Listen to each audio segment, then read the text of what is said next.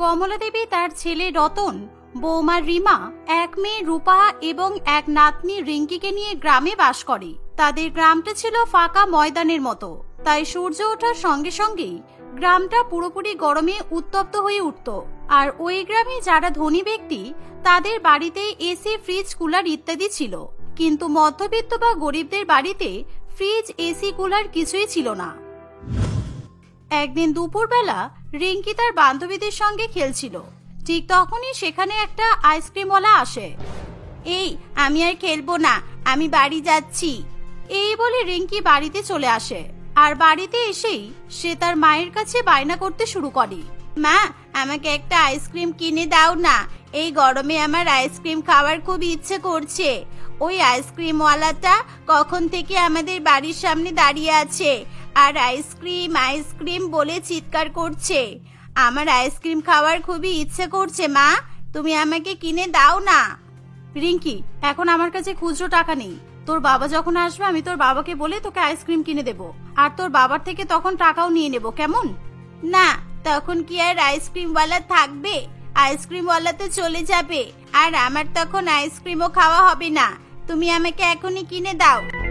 এভাবে রিঙ্কি তার মায়ের কাছে আইসক্রিম খাওয়ার জন্য বায়না করতে থাকে। রিঙ্কিদের বাড়িতে সকলেই খুবই কষ্টে থাকতো, কারণ তাদের বাড়িতে এই গরমের হাত থেকে বাঁচার জন্য কোনো কিছু ব্যবস্থা ছিল না।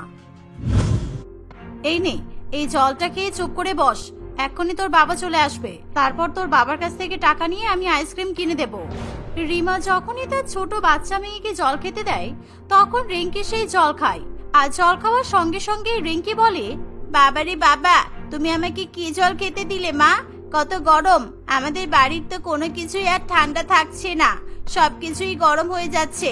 এই জলটা দেখো, মনে হচ্ছে তুমি আমাকে জল গরম করে দিয়েছো। এত গরম জল কি খাওয়া যায়? বৌমা, তুমি বরং রিঙ্কিকে অন্য একটা বোতলের জল খেতে দাও। কিন্তু মা, সব বোতলের জলই তো গরম হয়ে গেছে, কারণ এগুলো তো বাড়ির মধ্যেই রাখা, আর আমাদের বাড়ির মধ্যে তো অনেকটাই গরম, তাই সব জলই গরম হয়ে গেছে। মা, তুমি বরং আমাদের বাড়িতে একটা ফ্রিজ নিয়ে এসো, তখন আমরা ফ্রিজ থেকে ঠান্ডা ঠান্ডা জল খাবো। ঠাম্মি, তুমি জানো আমার ওই যে বন্ধু পূজা আছে, পূজাদের বাড়িতে আমি যখনই যাই ওদের বাড়ির ঠান্ডা ঠান্ডা ফ্রিজের জল খাই, আর ও আমাকে ফ্রিজের জল, আইসক্রিম সবই খেতে দেয়। তাই নাকি? তাহলে তো খুব ভালো। জানো বৌমা, আমার মনে হচ্ছে রিঙ্কি কিন্তু ঠিকই বলছে। ঠিক এমন সময় সেখানে কমলা দেবীর ছেলে রতন চলে আসে। তোমরা যে ফ্রিজ কেনার কথা বলছো, ফ্রিজ কেনার অত টাকা কোথায়? আমাদের বাড়িতে তো সবকিছু গরম হয়ে যাচ্ছে। দেখা গেল এই গরমে ফ্রিজ কিনলে ফ্রিজের জল ঠান্ডা হচ্ছে না। আর তাছাড়া সবচেয়ে বড় কথা হলো টাকা। আমি অনেক মেহনত করব আর অনেক টাকা ইনকাম করব, আমার ছোট্ট মেয়ে রিঙ্কির জন্য ফ্রিজ কিনে আনবো, কেমন? বাবার মুখে এই কথা শুনে রিঙ্কি খুবই খুশি হয়। রিঙ্কির পরিবারের সকলেই জানতো যে তারা কতটা নিরুপায়। ফ্রিজ কেনার ইচ্ছা হলেও তারা এখন ফ্রিজ কিনতে পারবে না, কারণ তাদের হাতে এখন অতটাও টাকা নেই। খাওয়া পড়া ছাড়া তারা বেশি টাকা জমাতে পারে না। এভাবেই কিছুদিন কাটে। একদিন প্রচন্ড গরমের দিনে ঠিক দুপুরবেলা সবাই মিলে একসঙ্গে খাবার খেতে বসে। এ বাবা, খাবারটা থেকে তো কেমন গন্ধ বের হচ্ছে। আমার মনে হচ্ছে এই খাবারটা খারাপ হয়ে গেছে। এটা তো কালকের বাসি রুটি, তাই না? এত গরমের জন্য হয়তো কালকের খাবার নষ্ট হয়ে যাচ্ছে। রিমা, তুমিও না, সত্যি আমাদের এই বাসি রুটি খেতে দিলে কেন?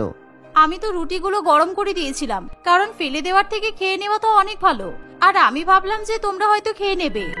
খেয়ে তো নিতাম যদি ভালো থাকতো, কিন্তু যা গন্ধ হয়ে গেছে এটা তো খেলেই ক্ষতি করবে। আর এই গরমে সব খাবারের বাইরে রাখা যাবে না, ঠান্ডার মধ্যে না রাখলে সব খাবার নষ্ট হয়ে যাবে, বুঝেছো? তাহলে কি করব বলো?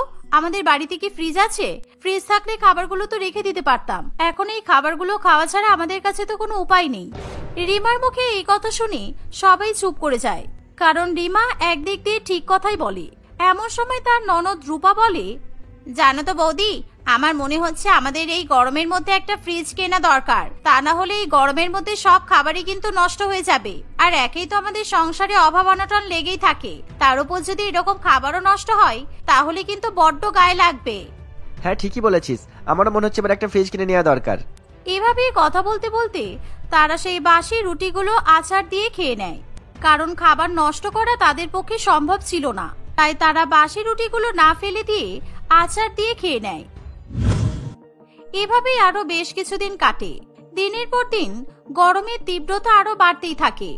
একদিন রিমা বাজারে সবজি কেনার জন্য যায়। তখন, কি ব্যাপার, এখানে এত ভিড় জমেছে কেন? বাজারে তো আমি অনেকবার এসেছি, কিন্তু এত ভিড় তো আমি কখনোই দেখিনি। ওখানে কি কিছু হচ্ছে নাকি? কোনো ঝগড়া মারপিট হলো?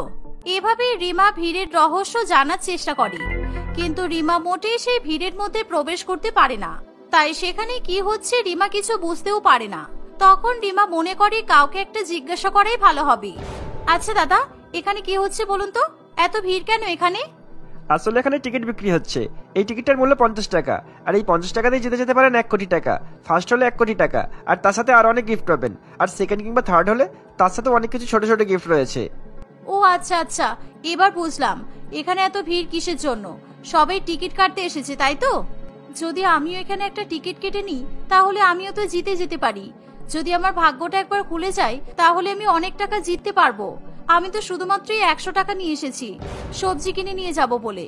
50 টাকার টিকিট কিনলে 50 টাকা থাকবে, বাকি 50 টাকা দিয়ে আমি সবজি কিনে নিয়ে যাব। এই বলে রিমা একটা টিকিট কিনে নেয় আর 50 টাকার 2 রকম শাকসবজি নিয়ে বাড়িতে ফেরে। তার হাতে মাত্র 2 রকমের সবজি দেখে তার শাশুড়ি মা কমলা দেবী বলে, কি ব্যাপার, তুমি মাত্র 2 রকমের সবজি নিয়ে এসেছো কেন? তুমি তো 100 টাকা নিয়ে বাজারে গেলে। শাকসবজির দাম কি বেড়ে গেছে তাহলে? না না মা, আসলে আমি 50 টাকার একটা লটারির টিকিট কেটেছি আর 50 টাকা দিয়ে এই 2 রকমের সবজি কিনেছি। হাই হাই উপরওয়ালা, এ তুমি কি করলে রিমা? এটা কিন্তু তুমি একদম ঠিক করলে না। কারণ দেখো, তুমি তো জানো আমাদের এখন এই শাকসবজির কত প্রয়োজন। সবই তো খারাপ হয়ে যাচ্ছে, দেখতেই তো পাচ্ছ। সেই জন্যই তো আমি টাকা জমাচ্ছিলাম, তুমি আবার সেই টাকা খরচ করে চলে এলে। দেখো, আমি তো শুধুমাত্র 50 টাকাই খরচা করেছি। আমি কি পুরো 100 টাকা খরচ করে এসেছি? আর তাছাড়া যা শাকসবজি এনেছি আজকে দুপুরের মতো তো হয়ে যাবে। রাত্রিবেলা তুমি বাজার থেকে আবার সবজি কিনে নিয়ে আসবে, তখন তো সেই রান্না করতেই হবে। কারণ দেখতেই তো পাচ্ছ, গরমের মধ্যে বাড়ির কোনো খাবারই কিন্তু বেশিক্ষণ রাখা যাচ্ছে না, সবকিছুই নষ্ট হয়ে যাচ্ছে। তাই আমাকে কিন্তু এখন দুবেলা করেই রান্না করতে হবে। রিমার কথা শুনে রতনের ঠিক বলে মনে হয়, তাই রতন আর কোনো কিছু না বলে চুপ করেই থাকে। এভাবেই দেখতে দেখতে কিছুদিন কাটে। একদিন রিমাদের বাড়িতে লবণ শেষ হয়ে আসে। এর ফলে সে তাদের পাড়ার এক প্রতিবেশীর কাছে লবণ চাইতে চলে যায়। কাকিমা, আমাকে অল্প একটু লবণ ধার দেওয়া যাবে? আমি কালকেই ফিরিয়ে দেব। না না, আমাদের বাড়িতে এখন লবণ নেই। যা লবণ আছে সেটা দিয়ে আমি এখন রান্না করব। তোমাকে যদি এখন আমি লবণ দিই, তাহলে কিন্তু লবণ কম পড়ে যাবে আর আমি রান্নাও করতে পারবো না। প্রতিবেশীর মুখে এমন কথা শুনে রিমা সেখান থেকে চলে যাবে। তখনই সে দেখতে পায় তাদের প্রতিবেশীদের বাড়ির সোফার উপরে একটা নিউজ পেপার রাখা আছে। আচ্ছা কাকিমা, এটা কি আজকের খবরের কাগজ? হ্যাঁ হ্যাঁ, এটা আজকেরই নিউজ পেপার। কিন্তু তুমি এটা কেন জিজ্ঞাসা করছো? কি দরকার তোমার? আমাকে একবার খবরের কাগজটা দেবে? আসলে আমার একটু দরকার ছিল, আমি আবার আপনাকে দিয়ে যাব। সত্যি, তোমাদের মতো প্রতিবেশী থাকলে বাড়িতে কিছু রাখাও যাবে না, খবরের কাগজটাও ছাড়বে না দেখছি। একটা জিনিস দেব না বললাম, আবার তুমি অন্যটা ধরে বসলে। ঠিক আছে, যাও নিয়ে যাও, আর দিয়ে যাবে কিন্তু। এই শুনে রিমা খবরের কাগজ নিয়ে বাড়িতে চলে যায়। আর সে বাড়িতে এসে খবরের কাগজের টিকিটের নাম্বারের সঙ্গে নিজের টিকিটের নাম্বারটা মেলানোর চেষ্টা করে। আর নাম্বার মিলিয়ে দেখার পর রিমা খুশিতে নেচে ওঠে। মা, রূপা, রিঙ্কি, এই দেখো, আমি যে টিকিটটা কেটেছিলাম লটারির টিকিট, সেটা আমি জিতে গেছি। আমি এখন এই টিকিটটা নিয়ে বাজারে যাচ্ছি, ঠিক আছে? রিমার এই কথা শুনে তার পরিবারের সকলেই খুবই খুশি হয়। আর রিমা সেই খবরের কাগজ এবং টিকিট নিয়ে লটারির দোকানে চলে যায়, যেখান থেকে রিমা সেই টিকিটটা কিনেছিল। তখন রিমা দেখে যে দোকানদার তাকে টাকা দেওয়ার জন্যই দাঁড়িয়ে আছে। দোকানদার রিমাকে দেখে টাকা দেয় আর তার সাথে সাথে একটা বড় ফ্রিজও দিয়ে দেয়। আর যেই ফ্রিজটা দেখে রিমা খুবই খুশি হয়। রিমা তখনই সেই টাকা এবং ফ্রিজ নিয়ে বাড়িতে ফেরে। তখন তার পরিবার ফ্রিজ দেখে খুবই খুশি হয়। মা, আমাদের বাড়িতে তাহলে সত্যি সত্যি একটা ফ্রিজ চলে এলো। আমি তো খুব খুশি হয়েছি। এবার থেকে আমি এই ফ্রিজে ঠান্ডা ঠান্ডা জল খাবো, আর তুমি আমার জন্য ফ্রিজে আইসক্রিম বসাবে। আমি আইসক্রিমও খাবো, ঠিক আছে? পূজার মা প্রত্যেকদিন ফ্রিজে আইসক্রিম জমায়, আর পূজা সবসময় আইসক্রিম খায়। হ্যাঁ রিঙ্কি, তুই আর আমি দুজনে মিলে আইসক্রিম খাবো। এবার আর আমাদের কোনো খাবারও নষ্ট হবে না। এবার সব খাবার আমরা ফ্রিজের মধ্যে ঢুকিয়ে রেখে দেব। আর বৌদি, তোমাকেও কিন্তু গরমের মধ্যে আর দুবেলা করে রান্না করতে হবে না। তুই একদম ঠিক বলেছিস।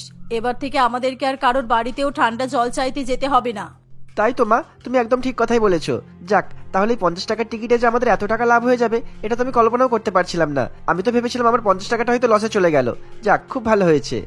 রতন, তুই তোর বউকে বিশ্বাস করিস আর নাই করিস, আমি কিন্তু আমার বৌমাকে খুবই বিশ্বাস করি। আমি জানতাম বৌমা কোনো ভুল কাজ করেনি, তাই সেদিন আমি বৌমাকে কিছুই বলিনি।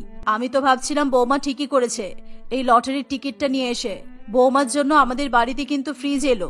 বৌমা যদি টিকিটটা না কাটতো তাহলে হয়তো আমরা কখনো ফ্রিজ কিনতেই পারতাম না। এভাবেই তারা সকলেই প্রচন্ড পরিমাণে খুশি হয়। সেদিনের পর থেকে তাদের কোনো খাবারই আর নষ্ট হয়ে যায় না। সমস্ত খাবার শাকসবজি তারা ফ্রিজেই রাখে, আর তারা এখন ফ্রিজে ঠান্ডা ঠান্ডা জল, শরবত, আইসক্রিম ইত্যাদিও খেতে পারে। এর ফলে রিঙ্কি আর বাইরের আইসক্রিমওয়ালার কাছ থেকে আইসক্রিম কিনে খাওয়ার জন্য বায়না করে না। এভাবেই তারা হাসি খুশিতে দিন কাটাতে থাকে।